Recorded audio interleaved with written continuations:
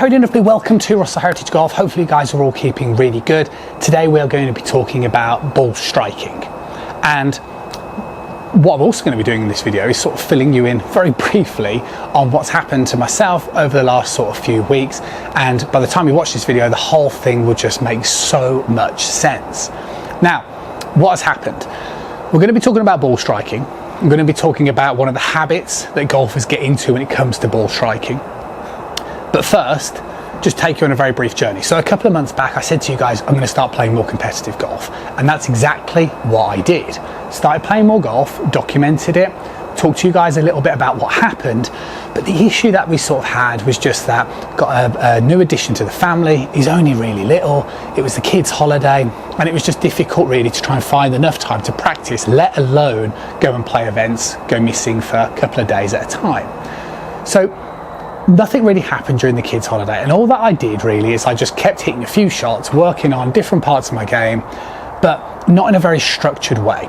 So just whenever I could find a few loose minutes, I would just hit some shots and sort of naively perceived everything was going okay because my ball striking was okay and generally the ball was going where I wanted it to go. Now, I then recently, a couple of weeks back, played another event. And again, it was better than before, sort of shot in the mid-70s with a couple of kind of loose tee shots causing double bogeys, but it was better. But it wasn't until I reflected upon that round of golf and I thought, right, actually, there was a few loose shots towards the left side, there was quite a few loose shots towards the right side, something fundamentally doesn't feel quite right. So what I decided to do is come down towards the driving range and actually do a little bit of structured practice. And what I mean by that is actually get myself lined up to where I was going and also just sort of videoing my golf swing. And what I noticed was that I'd got quite steep. So my ball striking was okay, and that's why I want this video to be about ball striking. But I was doing it in a manner where the club shaft was coming down quite vertical in the downswing position. Now the problem is when the club shaft comes down quite vertical, the club path will swing slightly out to him, and because you're swinging out to him, the club face will have to open. Now, on the face of it, you might not notice too much of a problem with your irons, like I did it. But as soon as you start hitting the longer clubs, that's going to become accentuated, and then you're going to start to notice more of a problem. Hence, upon reflection, I knew something wasn't quite right.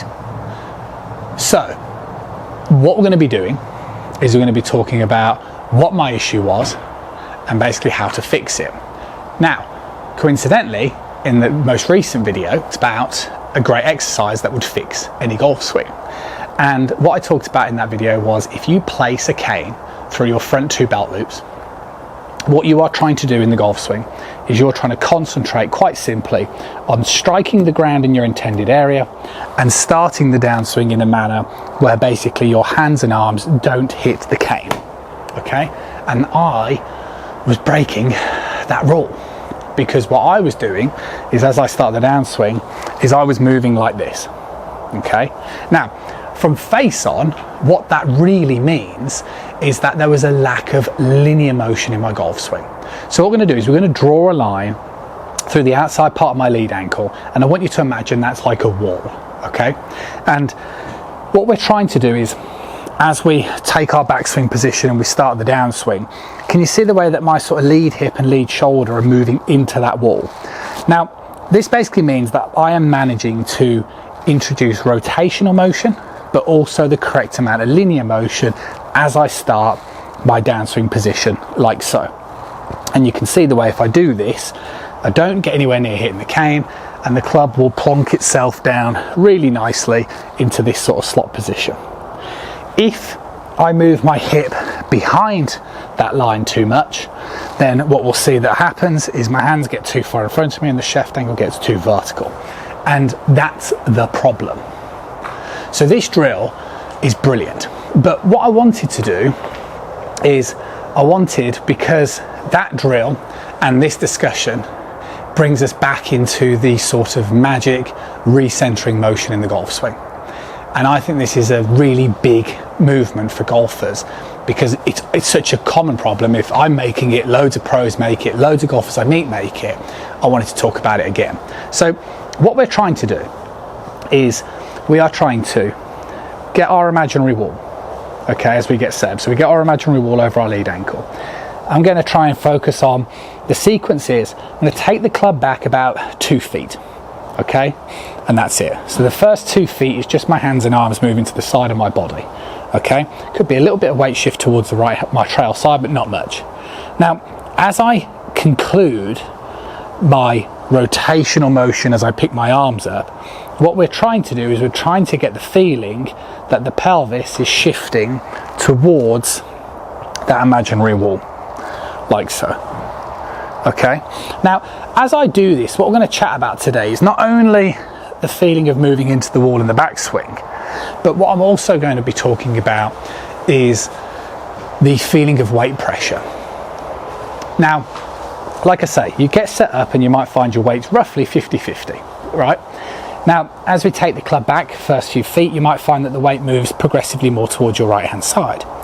Now, as we continue to swing up very slowly, you'd find that your weight would still be on your right-hand side, but by the time we get to the top of the backswing, let's say you might feel like your weight is a little bit more 50-50. Or to be maybe slightly more specific, it feels more like it's in between the heel and my toe. As you can see, I'm lifting my right toe up and my lead heel up. And that's because as I'm moving towards the wall, it's not like all my weight's on the left. I can't lift my whole foot up entirely, okay?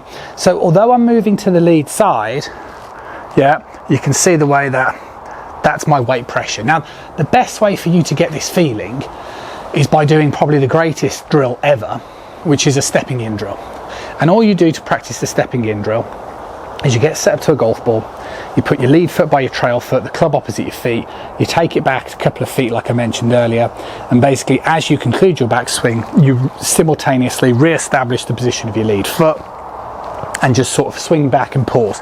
And it's the same feeling, because although I'm moving towards my lead side, at the top of my backswing, my weight is, like I say, 50-50. It's not all on my lead foot. So that's important to understand. So what I'm essentially saying is, we're getting set up, we're taking it back, and as we conclude this backswing position, we're moving into the wall, and then as we start the downswing and we start to trigger that movement of the body and the hips towards the target, now the weight is massively in my lead side. And this is when you would feel like you're almost ahead of the golf ball, or your sternum will definitely be on the golf ball. And this is the correct move for ball striking. You don't want to become a great ball striker if you get spinny and steep. You want to become a good ball striker by moving this way, because this way you can sequence that space and drop the club in that slot and then hit in that area there. And that's a really key thing. So the feeling would be, take it back, we're moving into the wall, and then we can feel like we progressively rotate through that hitting area. So take it back into the wall and then swing it through and towards that hitting area. I'm just going to hit a few like that so you guys can see. Hard to coordinate, but if I sort of just take it back into the wall and then through. And the thing that you guys need to become confident with, as I do here, is how much actually you can move towards that lead side is quite surprising. Yeah, so you can hear the quality and the contact. Now to me, because I've spent, probably the last 4 to 6 weeks getting a little bit spinny again, you can just see that it even catches myself out as to how much I can move towards that lead side. And it's just the better or the correct way to better ball striking. And the reason why it's the better way is because it doesn't saturate space and create steepness, which means you can again apply this move holistically throughout the bag. Any full swing from a pitching wedge up to a driver, you can get the feeling of take it back first couple of feet and then move into the wall, and then you can move through, and you're just going to drop the club in that slot each and every time, and it's going to give you so much more consistency.